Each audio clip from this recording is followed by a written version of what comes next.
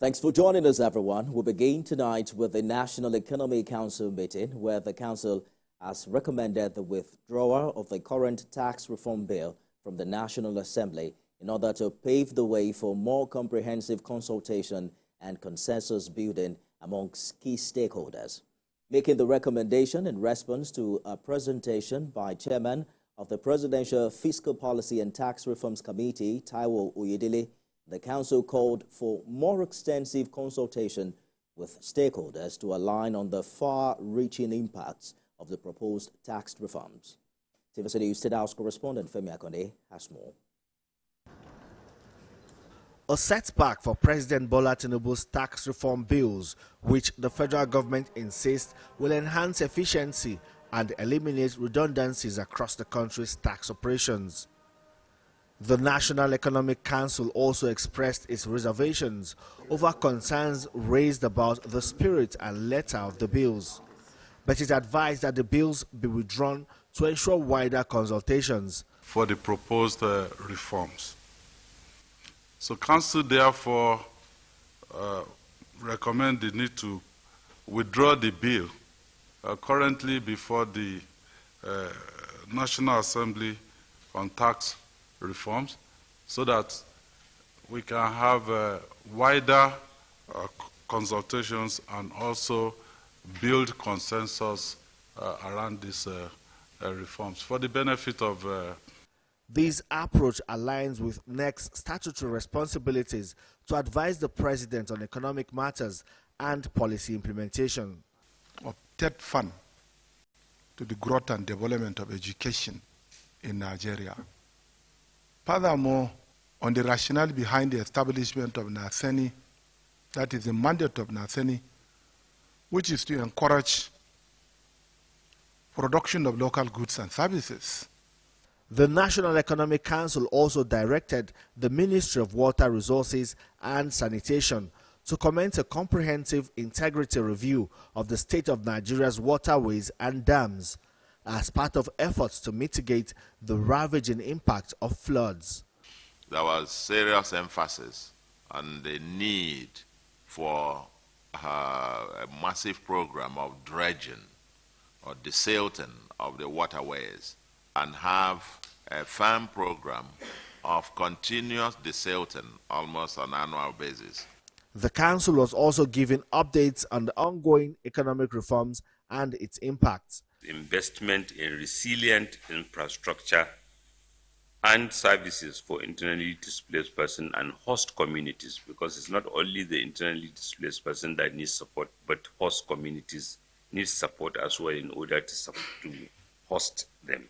People are paid after they have been uniquely identified biometrically, and they are paid digitally through a bank account or mobile wallet.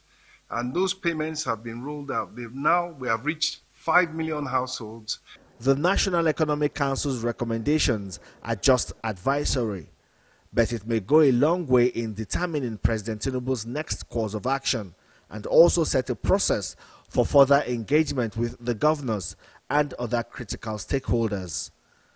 Femi Akonde, TVC News, Abuja. Meanwhile, the presidency has released an explainer on the proposed tax reform bills. In the release by the special advisor to the presidency on media and strategy, Bayo Onanuga, he explains that the bill is not against the North, rather it will benefit all states. The explainer is coming on the heels of the position of governors of 19 northern states of Nigeria who met on Monday to express their disapproval of the bill. He said these reforms emerged after an extensive review of existing tax laws. He said the Nigeria tax bill aims to eliminate unintended multiple taxation and make Nigeria's economy more competitive by simplifying tax obligations for businesses and individuals nationwide. Joining me on the news tonight is business editor Tolu Ogunjobi for more on this development. Tolu, thank you for joining the news earlier. To be here. It would seem that the most controversial part of the bill here has to do with the proposed derivation VAT distribution model, which the northern governors have opposed. Well, it sounds like the presidency is saying the region has nothing to fear, right? Yeah, because clearly, if we look at it before now, Section 40 of the VAT Act, the sharing formula before now used to be federal government 15%. That's for VAT, and federal and state government 50%. Local governments get 35%.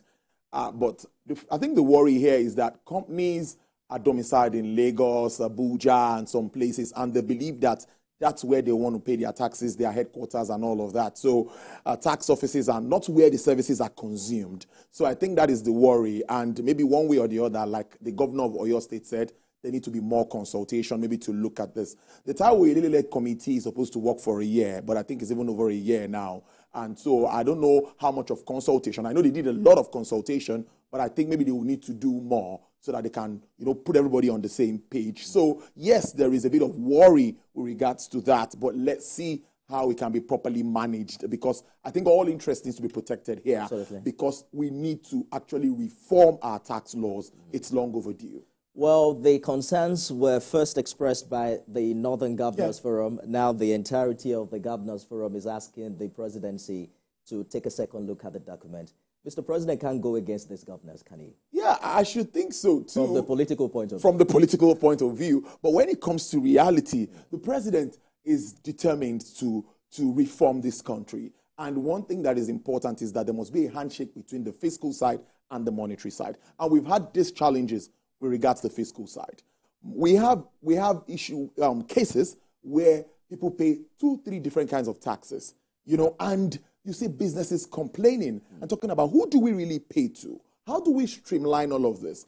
There is no increase in any of these taxes. They are not saying there's going to be any increase, but they are saying that we have to make it more accountable, more transparent. And the administration has to be perfect and clear, transparent. Let people know what is coming in and how it goes out. For example, let's look at this, the Nigerian tax bill, like you said earlier, to eliminate multiple taxation.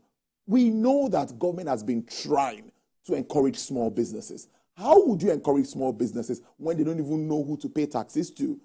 How can you grow an economy like that? We are challenged at the moment because there are reforms being undertaken by government. But if the monetary side, that is the central bank being led by Mr. Cardoso, if he continues to do what he's doing and nothing comes from the fiscal side like this, then there will be a problem.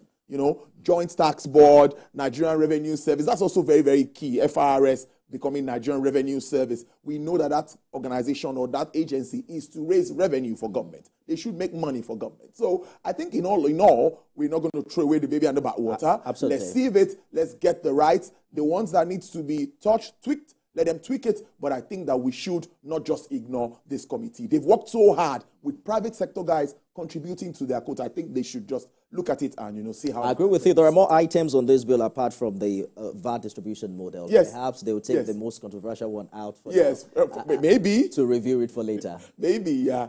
Well, we'll get more of this. Yeah, of course. I believe I'll join you later at about 9:30. Yeah. Thank you, Tolu, for the update. Thank you.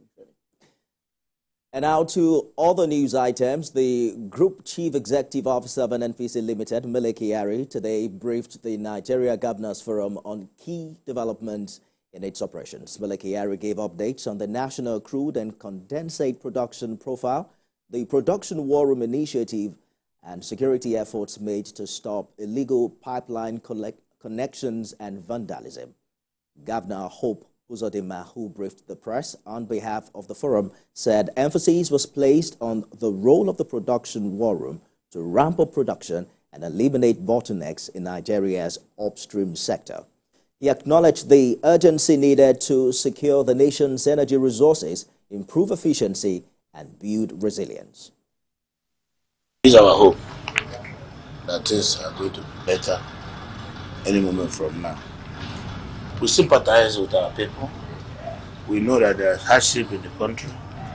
We also appreciate the reforms being carried out by the president. Our prayer is that as soon as possible, that the relief we are looking for should come, and how to fight cases of kidnapping, banditry, and activities of unknown gunmen. And we also committed to giving him support and to close the rank with a very proper and better synergy, working at the subnationals to ensure that Nigeria is secure, the environment is safe, for not only the government, but also the private sector to do their businesses. The Nigerian Senate has resolved to change the name of the Senate ad hoc committee set up to investigate the economic sabotage in Nigeria's petroleum industry to the National Assembly Joint Ad hoc Committee.